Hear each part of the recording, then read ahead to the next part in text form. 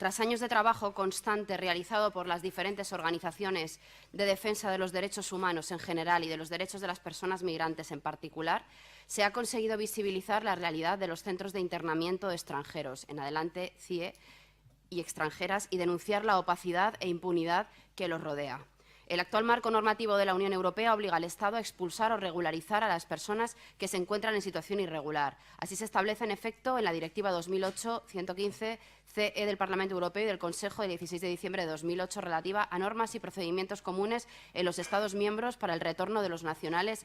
de terceros países en situación irregular, conocida como Directiva de Retorno. Pero el artículo 15.1 de esta misma norma, cuando regula el internamiento previo a la expulsión, por una parte, exige que se adopten con eficacia otras medidas suficientes de carácter menos coercitivo y, por otra parte, dispone su carácter potestativo al establecer que los Estados miembros podrán mantener internados a los nacionales de terceros países que sean objeto de procedimientos de retorno. Por lo tanto, si bien es posible, no es en absoluto obligatorio que el Estado español o cualquier otro Estado de la Unión Europea cuente con ningún CIE. Con respeto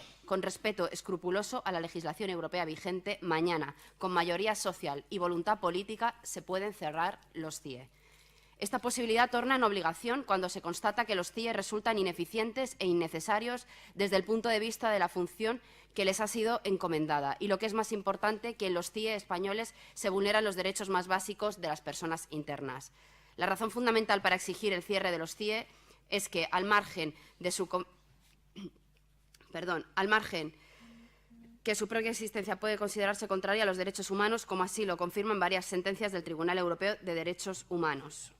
en las que se reconoce que determinadas condiciones de internamiento vulneran el artículo 3 del CEDH, prohibición de la tortura o los malos tratos o tratos inhumanos o degradantes. Resulta probado que en estos centros se vulneran sistemáticamente los derechos más básicos de las personas internas. Las vulneraciones, tal y como ha reconocido el propio Gobierno, no han cesado con la aprobación del Reglamento 162/2014, por el que se regula el Reglamento de Funcionamiento y Régimen Interior de los Centros de Internamiento de Extranjeros, aprobado por Real Decreto el 14 de marzo de 2014. El reglamento no ha comportado ningún tipo de mejora en la garantía de los derechos de las personas internas, entre otras razones, porque no ha limitado el amplio margen de arbitrariedad atribuido a los directores de los CIE y porque ha hecho caso omiso de los aspectos esenciales que habían tratado de garantizar las resoluciones de los diferentes jueces de control.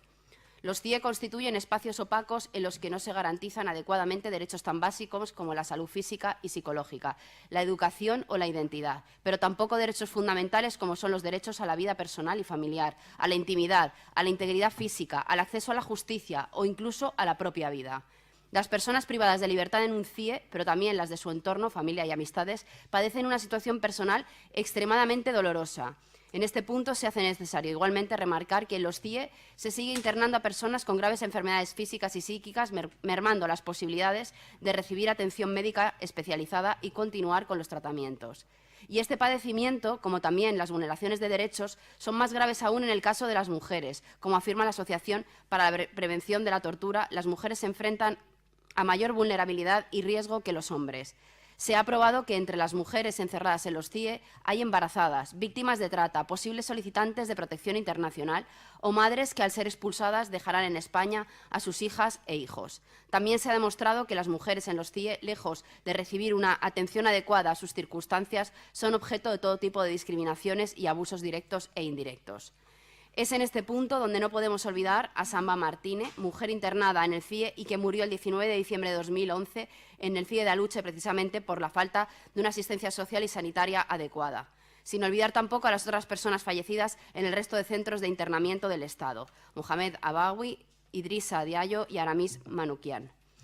Hechos que se actualizan con lo sucedido en la madrugada del martes 18 de octubre, cuando un total de 39 personas del Centro de Internamiento de Extranjeros de Aluche, en el sur de la capital,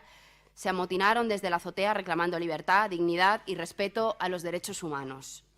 Por lo anteriormente expuesto, los grupos municipales de Somorriba, Rivas Puede y Socialista elevan al Pleno los siguientes acuerdos. 1. Manifestar el compromiso del Ayuntamiento en trabajar por la erradicación del racismo en su ciudad y para garantizar la igualdad de derechos y oportunidades para todos sus ciudadanos y ciudadanas. Declarar a Rivas, Vaciamadrid, territorio de acogida exento de CIE y de medidas atentatorias a los derechos y dignidad de las personas, donde no se alientan las actividades xenófobas y se respetan los derechos de ciudadanía de los y las residentes. Manifestar el compromiso de emprender medidas municipales en base a la legalidad y competencias existentes con el objetivo de garantizar que ninguna persona sea identificada y detenida por cuestiones raciales y privada de libertad por el solo hecho de encontrarse en situación administrativa irregular. Instar al Gobierno del Estado al cierre inmediato de los centros de internamiento para personas extranjeras actualmente abiertos y se comprometa a no apertura de nuevos CIE. Y, finalmente, dar traslado del presente acuerdo a la Asamblea de Madrid, al Congreso de los Diputados y a las asociaciones locales que trabajan en defensa de los derechos humanos.